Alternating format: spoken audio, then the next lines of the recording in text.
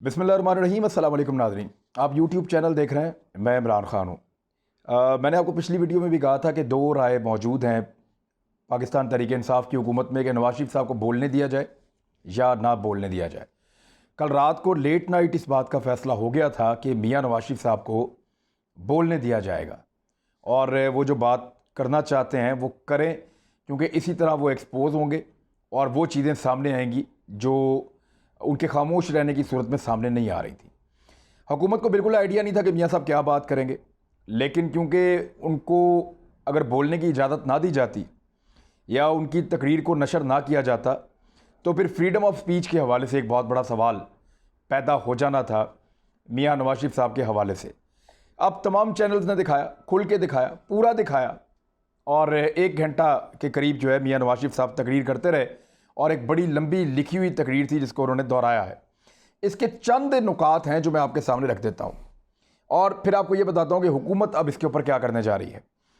Number 1 तो ये है कि मियाँ नवाज शरीफ साहब ने बिलावल भुट्टो जरदारी साहब को जनाब चेयरमैन कह के जो है मुखातिब किया है आज की इस मीटिंग के अंदर। तो ये मियाँ नवाज शरीफ साहब की सियासत का एक मुश्किल तरीन मरहला है कि जिस पॉलिटिकल पार्टी को वो सबसे ज़्यादा करप्ट और बेईमान कहते थे, जिस पॉलिटिकल पार्टी के ख़िलाफ़ वो कई मरतबा अदालतों में गए, जिस पॉलिटिकल पार्टी की उन्होंने कई मरतबा हुकूमतें गिराई, उस पॉलिटिकल पार्टी के एक बिल्कुल नए किस्म के सियासतदान, बिल्कुल नौजवान सियासतदान बिलावल भुट्टो जरदारी साहब को मुश्किल वक्त ऐसा पड़ा कि मियाँ नवाज शरीफ साहब को उनकी तारीफ़ करनी पड़ी, उनका शुक्रिया अदा करना पड़ा। और जो उन्होंने टेलीफोन किया उस पर उन्होंने कहा जी मैं बहुत खुश हूँ, हमारी बहुत अच्छी अच्छी बातें हुई हैं। और फिर उन्होंने उनको मिस्टर चेयरमैन, जनाब चेयरमैन कह के उनको मुखातिब करते रहे। तो 3 मरतबा के वज़ीर आज़म हैं, लेकिन हालात ऐसे हैं कि उनको बिलावल भुट्टो जरदारी को जिनकी पार्टी के हवाले से, उनके वालिद साहब के हवाले से और उनकी पार्टी के लोगों के हवाले से PMLN कन्विंस्ड है कि वो करप्ट लोग हैं और उन्होंने करप्शन बहुत ज़्यादा पाकिस्तान में की है। जरदारी साहब का मिस्टर 10% नाम भी जो है वो मियाँ नवाज शरीफ साहब ने और उनकी पार्टी ने रखा था। तो आज वो उनको शुक्रिया अदा कर रहे थे, उनको मिस्टर चेयरमैन कह रहे थे। तो एक ये चीज़ उसमें नोट करने वाली है। नंबर 2, मौलाना फजलुर रहमान साहब से मुत्तफ़िक होने की बात की मियाँ नवाज शरीफ साहब ने। अब इसके अंदर क्या खबर है? मौलाना फजलुर रहमान साहब ये कह रहे हैं, और जो उन्होंने बात की मियाँ नवाज शरीफ साहब से टेलीफोन पे, मौलाना फजलुर रहमान ने मियाँ साहब से कहा कि हम हुकूमत गिरा देते हैं और हुकूमत गिराने का सबसे आसान तरीका ये है कि हम सूबाई और कौमी असम्बली की नशस्तों से इस्तीफ़ा दे देते हैं।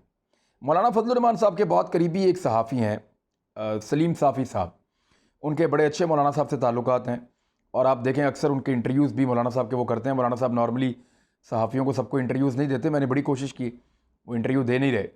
तो साफ़ी साहब के उनके साथ अच्छे ताल्लुकात हैं। साफ़ी साहब ने ट्वीट में जो है वो मुतालबा भी इसी नौयत का किया है कि सिंध हुकूमत जो है वो वहाँ से छोड़ दे, असम्बलियाँ डिज़ोल्व कर दी जाएँ, जो MNAs हैं वो भी रिज़ाइन कर दें और मुल्क में एक इलेक्शन का माहौल बन जाए। तो मौलाना फजलुर रहमान साहब की ये राय थी, मियाँ नवाज शरीफ साहब ने उससे मुत्तफ़िक होने का कहा है, लेकिन ऐसा लगता नहीं है, क्योंकि पीपल्स पार्टी किसी भी सूरत में दोबारा इंतखाबात में जाने की हामी नहीं है। वो इमरान खान साहब को हटाने की हामी है, पॉलिटिक्स करने की हामी है, वो पॉलिटिकल गेन्स करने की हामी है कि मज़ीद कुछ सियासी मकबूलियत हासिल की जाए। लेकिन फौरी तौर पे पाकिस्तान पीपल्स पार्टी कभी भी इलेक्शन में नहीं जाएगी, क्योंकि इस वक्त सिचुएशन का उनको आइडिया है। सिंध में वो डिलीवर नहीं कर पाए और अगर इस वक्त इलेक्शन होता है तो सिंध के लोग कहीं उनसे बदला लें तो सिंध की हुकूमत भी हाथ से ना चली जाए। और PMLN जो है उनके केसेस चल रहे हैं, उनके लिए भी मुश्किल है। लेकिन मियाँ नवाज शरीफ साहब ने फजलुर रहमान साहब से इत्तफाक किया है, तो अब देखना यह है कि ये क्या वाकई में हुकूमत गिरा सकते हैं और इतना बड़ा स्टेप ले सकते हैं। तो मेरे अंदाज़े में और जो मेरे पास इंफॉर्मेशन है उसकी बुनियाद पे आपको मैं कह रहा हूँ कि ये नामुमकिन है। अब आ जाए, मियाँ साहब ने एक और इल्ज़ाम लगाया कि जो डिक्टेटर रहे पाकिस्तान में, उनकी अगर एवरेज निकाली जाए कि जितना अरसा उन्होंने इक़्तिदार किया वो तकरीबन 8-9 साल बनता है हर डिक्टेटर का, लेकिन जो वज़ीर आज़म है वो 2 साल, 2.5 साल, 3 साल फ़ारिग हो जाते रहे। तो ये उनको फ़ारिग किया जाता रहा है, मियाँ साहब ने ये फरमाया। अब 5 वज़ीर आज़म पाकिस्तान में ऐसे हैं जिनको मियाँ साहब ने खुद फ़ारिग करवाया। यानी मियाँ साहब कह रहे हैं कि वज़ीर आज़म के ख़िलाफ़ जो मुंतखब होकर आते हैं उनके ख़िलाफ़ साजिश की जाती है पाकिस्तान में। 5 मरतबा कम से कम इस साजिश का हिस्सा मियाँ नवाज शरीफ साहब खुद रहे हैं। जुनेजो साहब के ख़िलाफ़, राजा परवेज़ अशरफ साहब के ख़िलाफ़, यूसुफ रज़ा गिलानी साहब के ख़िलाफ़, 2 मरतबा मोहतरमा बेनज़ीर भुट्टो साहबा के ख़िलाफ़। तो ये जो हुकूमतें गिरी हैं या इन वज़ीर आज़म को हटाने के लिए जो कोशिशें हुई हैं, इनमें मियाँ मोहम्मद नवाज शरीफ साहब ज़ाती तौर पे हिस्सा लेते रहे हैं। तो अगर तो ये गुनाह है और गुनाह कबीरा है जो पाकिस्तान के साथ किया गया है, तो इसमें एक बड़ा हिस्सा मियाँ मोहम्मद नवाज शरीफ साहब ने खुद डाला है। एक और नुक्ता जो चौथे नंबर पर उन्होंने उठाया कि परवेज़ मुशर्रफ साहब को सज़ा नहीं दी जा सकी।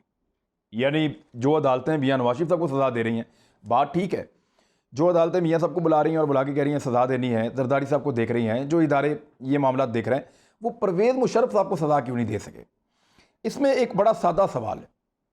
अदालत ने, मुस्लिम लीग नून की हुकूमत थी, अदालत ने नून लीग की हुकूमत को ये कहा कि ये आपका सवाबदीदी इख्तियार है, आपने परवेज़ मुशर्रफ साहब को इंक्वायरी करना चाहते हैं, उनका नाम ECL में रखना चाहते हैं, उनके ऊपर कोई केस बनाना चाहते हैं, ये आपका इख्तियार है, आप कीजिए। लेकिन अगर आप ये चाहते हैं कि उनका नाम निकाल दिया जाए, ये भी आपका इख्तियार है, आप अपने मुताबिक खुद फैसला कीजिए। तो उस वक्त मियाँ नवाज शरीफ साहब ने खुद परवेज़ मुशर्रफ साहब को उनका नाम ECL से निकाल के उनको पाकिस्तान से फ़रार करवाया था। तो देखें, अगर एक बंदा मफरूर है और पकड़ा नहीं जा रहा, तो उसमें बराबर का मुल्ज़िम वो आदमी भी है जिसने उसको मफरूर करवाया है, जिसने उसको फ़रार करवाया है। तो मियाँ नवाज शरीफ साहब की PMLN के दौरे हुकूमत में परवेज़ मुशर्रफ साहब को पाकिस्तान से मफरूर करवाया गया था, उनको फ़रार करवाया गया था, और वो उस वक्त से अब तक पाकिस्तान वापस नहीं आए। तो ज़्यादा बड़ी ज़िम्मेदारी जो है वो उस हुकूमत के ऊपर है जिन्होंने परवेज़ मुशर्रफ साहब को पाकिस्तान से बाहर भेजा। नंबर 2 ये है, परवेज़ मुशर्रफ साहब के ऊपर करप्शन का कोई केस नहीं है। गद्दारी का एक मुकदमा है, लेकिन करप्शन का कोई मुकदमा नहीं है। आइन तोड़ने के मामले में आपने एक मुकदमा चलाया, उसमें केसेस चलते रहे, अदालत ने सज़ा भी दी है, लेकिन करप्शन का केस नहीं है। आपके केसेस की नौइयत उनके केसेस से मुख्तलिफ है, और इसको लोग किसी और तरह देखते हैं, उसको लोग किसी और तरह देखते हैं। लेकिन अगर आपने उनको सज़ा दिलवानी है तो आप बराबर के हिस्सेदार हैं, आपको नहीं चाहिए था कि आप उनको पाकिस्तान से भगाते। 5वां नुक्ता, मियाँ साहब ने यह बात बिल्कुल ठीक की कि OIC को मजबूत करना चाहिए और इस इत्तेहाद को ख़राब नहीं करना चाहिए, और जो दोस्त ममालिक हैं उनके साथ ताल्लुकात को इस निचली सतह पे नहीं ले जाना चाहिए कि एक दूसरे के ख़िलाफ़ बातें शुरू हो जाएं। उनका इशारा सऊदी अरब की तरफ था, UAE की तरफ था, लेकिन हालात बहुत तेज़ी से बदल रहे हैं। वो हमसे इसराइल को तस्लीम करने का मुतालबा कर रही है दुनिया, और UAE तो तस्लीम कर चुका है, बहरीन भी कर चुका है, कुछ और ममालिक करने जा रहे हैं, सऊदी अरब उनके लिए एयर स्पेस खोल देता है।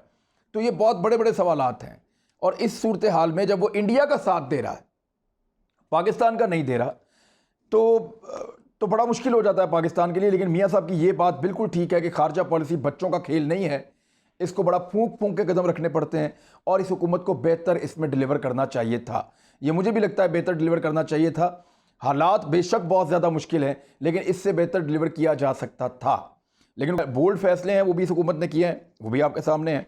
6वां नुक्ता, जनरल आसिम सलीम बाजवा साहब के बारे में मियाँ नवाज शरीफ साहब ने कहा कि इंक्वायरी होनी चाहिए।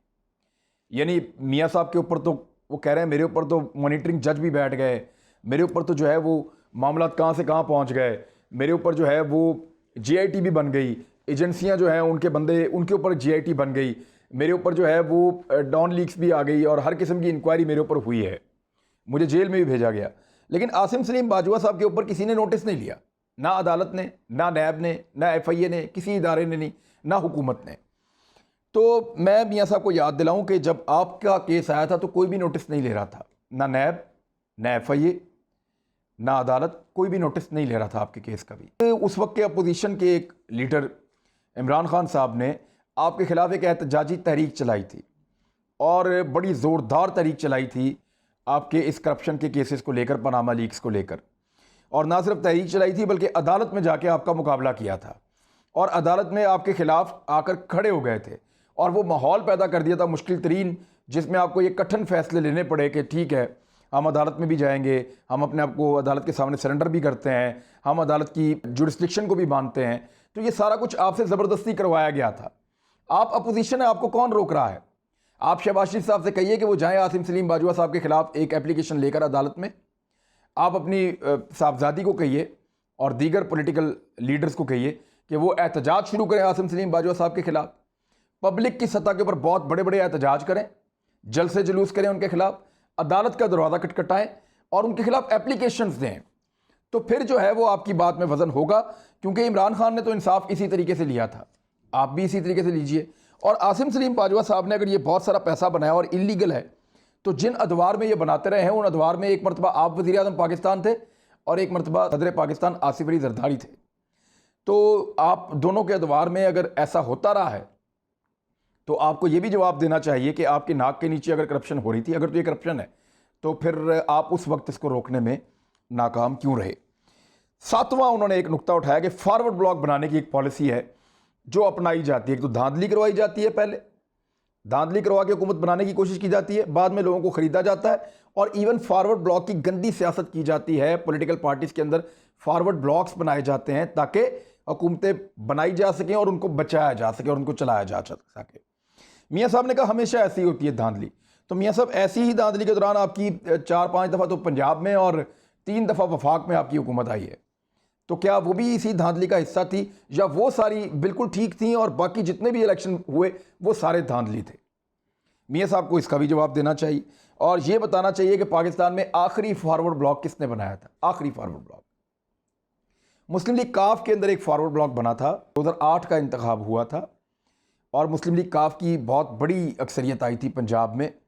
PMLN अकेली हुकूमत नहीं कर सकती थी, तो मुस्लिम लीग नून ने ख्वाजा अहमद हसान साहब एक बड़े अच्छे पॉलिटिशियन हैं, उनके ज़रिए से शहबाज शरीफ साहब ने और नवाज शरीफ साहब ने मुस्लिम लीग काफ के अंदर एक फॉरवर्ड ब्लॉक बनाया था।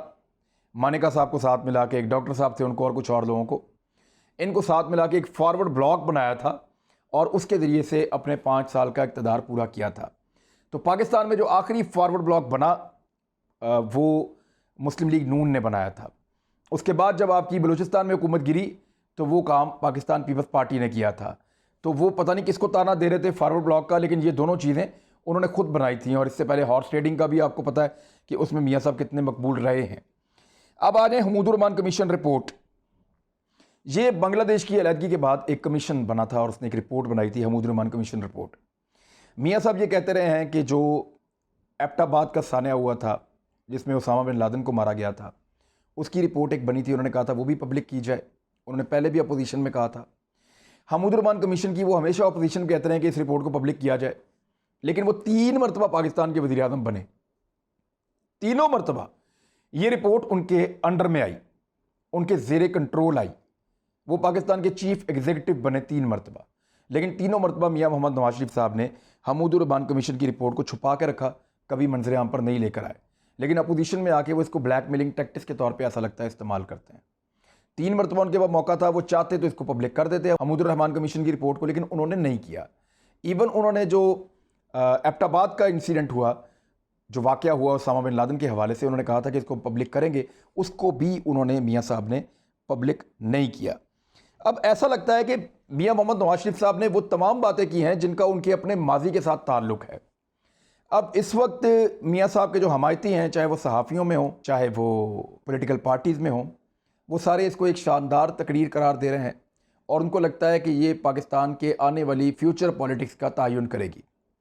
दूसरी जानिब कुछ लोग ये कह रहे हैं, हुकूमती लोग कह रहे हैं कि मियाँ साहब ने अपने पाँव पे कुल्हाड़ा मारा है और शहबाज शरीफ साहब के लिए हालात मुश्किल कर दिए हैं कि वो जो इस्टेब्लिशमेंट के साथ मुज़ाकरात बना रहे थे, अपनी गुडविल तैयार कर रहे थे, वो वहाँ उनके लिए मुश्किलात पैदा कर दी हैं। एक मरतबा फिर शहबाज शरीफ साहब को दीवार के साथ लगा दिया। हालांकि शहबाज शरीफ साहब ने अपनी तकरीर में बहुत कोशिश की कि वो फायर फाइटिंग करें और इदारों के ऊपर इल्ज़ामात ना लगाएं, बल्कि सारा का सारा मलबा उन्होंने इमरान खान साहब के ऊपर डाला, वज़ीर आज़म पाकिस्तान पे।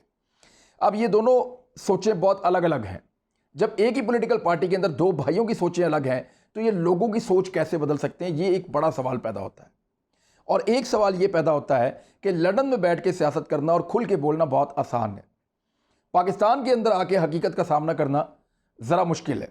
मियाँ नवाज शरीफ साहब, एक अच्छी खबर यह है कि वो बज़ाहिर सेहतमंद नज़र आए, हशाश बशाश नज़र आए।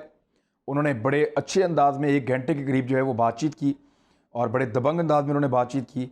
वो ऐसा लग रहा था कि पॉलिटिकली तैयार हैं किसी भी जिम्मेदारी के लिए और बड़े मजबूत नज़र आ रहे हैं। लेकिन वो पाकिस्तान आने के हवाले से वो कतरा रहे थे, उन्होंने इस बारे में कोई बात नहीं की और ना इसके बारे में उन्होंने कोई जवाब दिया जो सवाल उनसे बारहा पूछा जाता रहा है। और इसके अलावा अब हुकूमत ने यह फैसला कर लिया है कि मियाँ मोहम्मद नवाज शरीफ साहब की इस तकरीर के बाद अब उनको आड़े हाथों लिया जाएगा। अब उनको वापस लाने के लिए भी ज़ोर ज़्यादा लगाया जाएगा, उनको वापस लाने के लिए जो है वो सख्त जुमले भी बोले जाएंगे और मियाँ नवाज शरीफ साहब को जो मार्जिन था कि वो खामोश थे और खामोशी की वजह से उनको कुछ मार्जिन मिला हुआ था कि बीमार हैं, खामोश हैं, नहीं आ सकते, डॉक्टर मना कर रहे हैं, वो चीज़ें जो हैं वो अब झड़ गई हैं।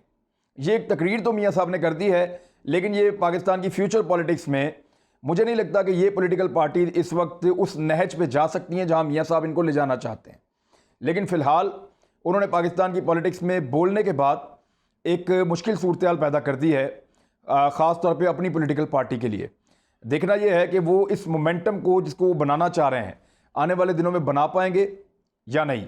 लेकिन हुकूमत की ज़राए से मैं आपको बड़ा कन्फर्म कर रहा हूँ कि हुकूमत अब मियाँ साहब को नरम नहीं, सख्त तरीके से डील करेगी आने वाले वक्त में। अपना ख्याल रखिएगा, हमारे चैनल का भी। अल्लाह हाफ़िज़।